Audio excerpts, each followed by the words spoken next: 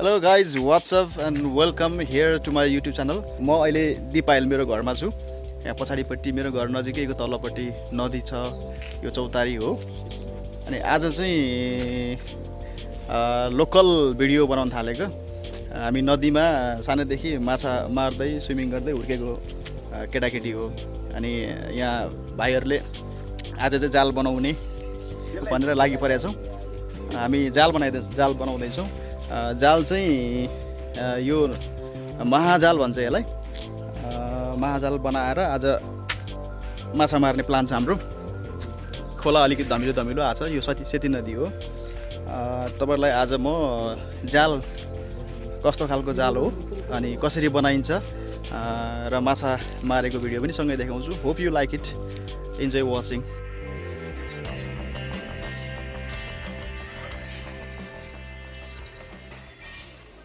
यहाँ मेन मान्छे एकदम पोक्त जाल बनाउन पोक्त गणेश गौरव गुरुङ उर्फ गौरव गुरुङ भनिन्छ यहाँ हैन।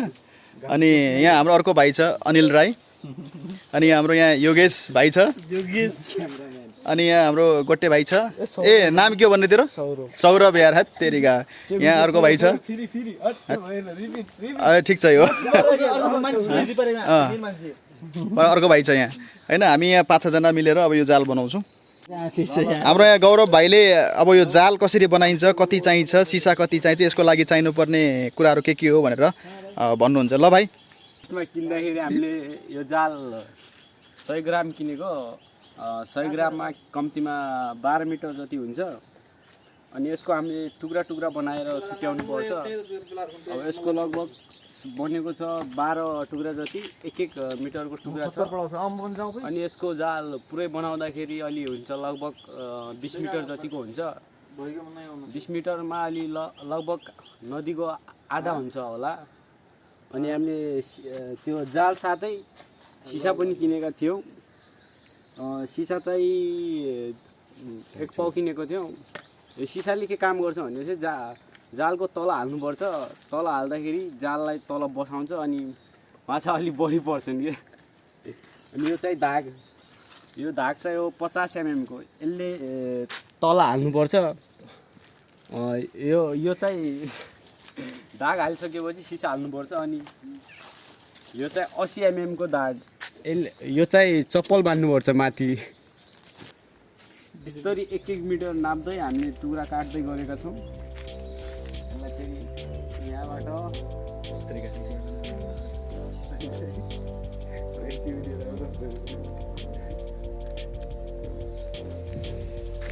तपाईहरुले सुन्नुभयो यो जालको बारेमा गौरव भाइले भनेको। महाजाल चाहिँ एक प्रकारको मात्रै हुँदैन, धेरै प्रकारको हुन्छ। भन्नको मतलब साइज चाहिँ धेरै प्रकारको हुन्छ।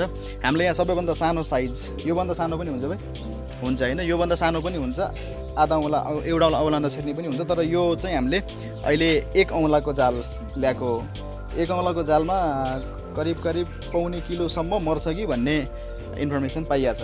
भाग्यवश अलिकति ठुलो माछा अलिकति राम्रोसँग बलियो पारेर बेरिएर आयो भने चाहिँ ठुलो माछा पनि हामी पाउँछौँ। तर त्यो 1 पाउ भन्दा तलपट्टि चाहिँ हामी 100 ग्राम भन्दा माथिको माछा चाहिँ हामीले पाउँछौँ। यसरी ठुल्ठुलो माछा मार्नको लागि चाहिँ 2 औँला 3 औँला छिर्ने आँखा भन्ने हुन्छ हैन। यस्तो आँखा भन्ने हुन्छ। यस्तो आँखा चाहिँ हो, यो आँखा चाहिँ अनुसार 2 औँला 3 औँला छिर्ने आँखा भएपछि चाहिँ ठुल्ठुलो माछा मर्दै जान्छ। सानो भयो भने चाहिँ सानो माछा मर्छ। हामीले चाहिँ सानो माछा धेरै पाइने भएर सानो माछा मार्नको लागि चाहिँ यसरी ल्याएको छौँ। अब हामी डिटेलमा यसलाई ठाडो बनाएर जोड्नेछौँ। यसमा चप्पल पनि लाग्छ, सिसा पनि लाग्छ। कसरी लगाइन्छ बुझ्छौ। यो चाहिँ हामीले यो काटेको जालको टुक्रामा यसरी औँलाबाट क्रिस क्रस गरेर यहाँबाट चाहिँ हामी अर्को धागो जोडले जोइन गर्नेछौँ। 60 mm को हो कि 100 mm को? 100 mm को धाग हो यो। नाइलन फिसिङ लाइन भन्छ। यसरी अब हालिसकेपछि यहाँनिर हामीले धेरै पिसहरू हालिसकेका छौँ। यो चाहिँ हामी यति यसरी चाहिँ हामीले यसरी जोड्नको लागि काटेर यो बनाएको छौँ। जालमा हामी अब सिसा फिट गर्न गइरहेछौँ हैन। सिसा चाहिँ यसरी बनाउनु पर्छ। देखा त भाइ, यो पातलो सिसा 250 ग्राम ल्याएको थियौँ अघि भने जस्तै। यसलाई चाहिँ मसिनो बेर्ने स्टाइलमा पिस पिस बनाउनु पर्छ। यसरी सानो सानो पिसमा बनाउने, त्यसपछि जालको फेदमा राख्न सजिलो हुन्छ। अनि यो जालमा चाहिँ यो सिसा चाहिँ हामी यसरी हाल्छौँ फेदमा। अरू कुरा चाहिँ यो तलपट्टि त्यत्तिकै राख्न चाहिँ मिल्दैन। अघि नै हामीले भनेको थियौँ जालको यो तलबाट चाहिँ यस्तो खालको धागोले पहिला सुरुमा बेर्नुपर्छ सबै वार टु पार। यसरी गरेपछि बल्ल यसलाई सिङ्गल चाहिँ सिङै सिसाले बेर्न मिल्छ। यो चाहिँ पिस पिस गरेको जालको टुक्रालाई हामीले यहाँनिर जोइन गरिरहेछौँ। यसरी हामी जोइन गर्दैछौँ। हाम्रो अर्को इन्जिनियर भाइ हो यो। साथी हामीले लगभग जालको सबै प्रोसेसहरू हजुरलाई बताइसकेको छ। अब अन्तिम एउटा खुड्किला मात्रै बाँकी छ, यसको बारेमा म हजुरहरूलाई बताउन गइरहेको छु। ध्यान दिएर सुनिदिनु होला। यो चाहिँ हामीले तल सिसा होइन, यो भारी हुन्छ, यसले चाहिँ जाललाई अलिकति तल बसाउने काम गरे हुन्छ। अरूदेखि सबै लिएर लास्टमा अब माथि हामीले चप्पल हाल्ने एउटा खुड्किला मात्रै बाँकी छ। यो चप्पल हाल्दा के हुन्छ भने साथी हो, जाल बिस्तारै बग्दछ। यसरी जाल एउटै ठाउँमा बस्यो भने माछा पर्दैन, बिस्तारै बग्दै गयो भने त्यहाँ माछाहरू पनि मर्न खोज्छ। हामीले यो चप्पल कसरी बनायो भनेपछि हामीले खेर गएको चप्पल। अब साथी हो, तपाईँ आफ्नै घर परिवारमा भएको बुवा मम्मीको चप्पल नकाटिदिनु होला भनेपछि खेर गएको चप्पललाई हामीले यसरी युज गरेर यसरी कैँचीको माध्यमबाट यसरी कैँचीले हामीले काटेर यस्तो चप्पललाई हामीले सानो सानो यस्तो टुक्रा बनाएको छ, हेर्नुहोस्। अनि यसरी हामीले हालिरहेको छौँ। यो प्रोसेस हुन्छ। अब हजुरहरूलाई त्यो भन्न अहिले सम्भव छैन। यसलाई घुमाएर यसले भाइले हालिरहेछ, यसरी नै हाल्नुपर्छ। अनि यो हालिसकेपछि हामीले जालको लम्बाइ अनुसारले चप्पल हाल्नुपर्ने हुन्छ। अब तपाईँले एउटा चप्पल हालेर फेरि एउटा बिचमा हालेर सिधै लास्टमा यसरी हाल्नु मिल्दैन। जालको लम्बाइ हेरेर अनि बिचमा अलिकति हामीले यसरी ग्यापिङ छोडेर हामीले हाल्नुपर्छ। यसरी हालियो भने मात्रै तपाईँको चप्पल हालेको कामहरू सफल हुन्छ।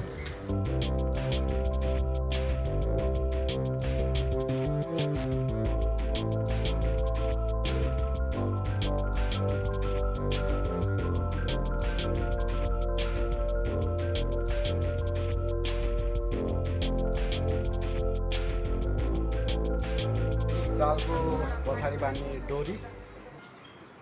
हामीले जाल कसरी बनायो तपाईँले देख्नुभयो।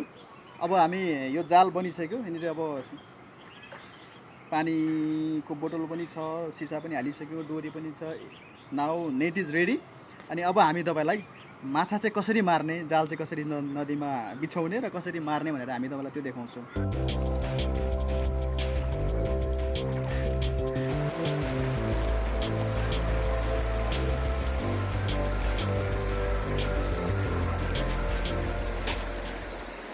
Hello guys, good morning.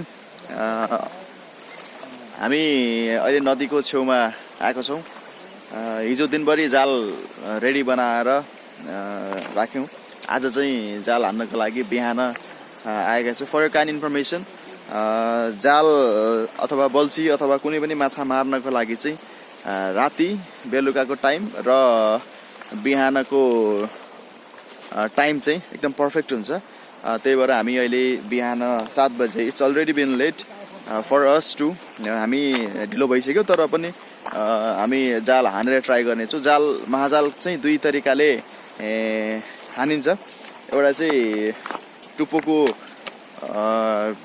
के अरे बट्टा लगेर उता छोड्ने हुन्छ अनि वारीबाट पनि तान्ने हुन्छ। अर्को चाहिँ यतैबाट डोरी नै लगेर उताबाट पारी बगरबाट तान्ने हुन्छ। हामीसँग दुईवटा बगर छ यहाँ। कहिलेकाहीँ त्यस्तो अवस्था नहुन सक्छ, त्यो एकतिरबाट मात्रै हान्न पर्ने हुन्छ। तर यहाँ चाहिँ दुईटै बगरबाट हामी तान्न सक्ने अवस्था चाहिँ छ।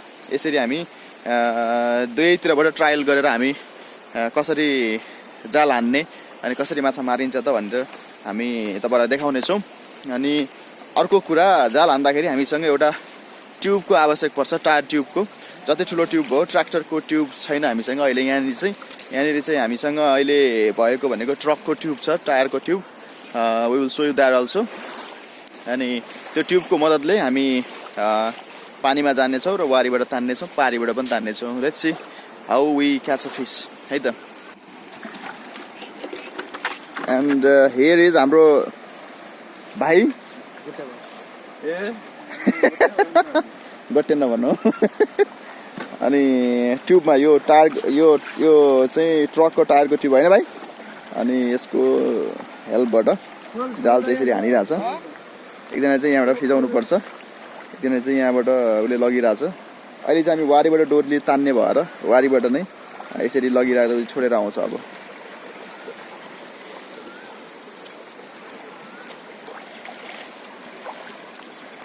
हामीसँग अहिले बोटको अप्सन छैन, अरू अप्सन छैन, त्यही भएर ट्युब नै लगेर ट्युब नै चलाउन आउनुपर्छ गाइज।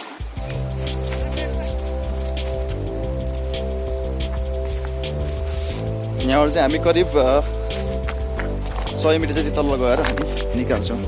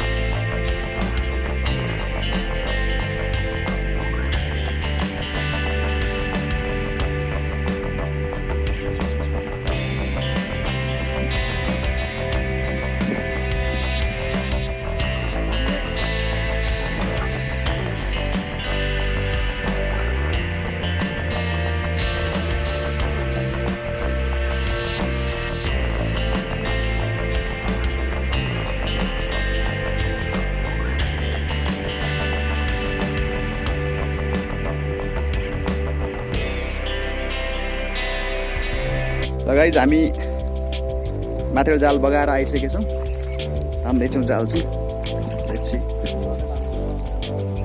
यहीँबाट तानिदिनु भइगयो। अब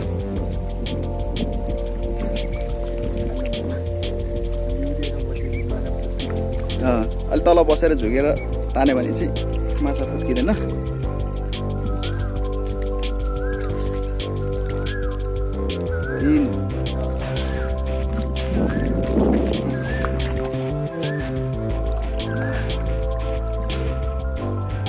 कति हो नि यार,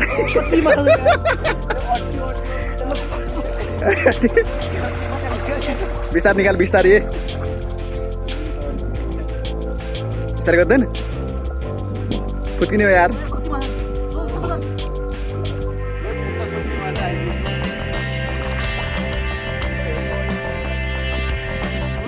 पर बट्टा कहाँ छ?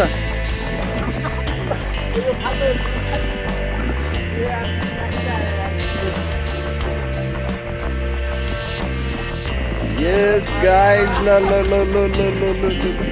itu dekat. Mana ada senla maca? Oh my. Lah, आजको बेलुकाको तरकारी चाहिँ माछा हुने भएछ। कति एउटा माछा कति छ? सानो 5 ग्रामको छ।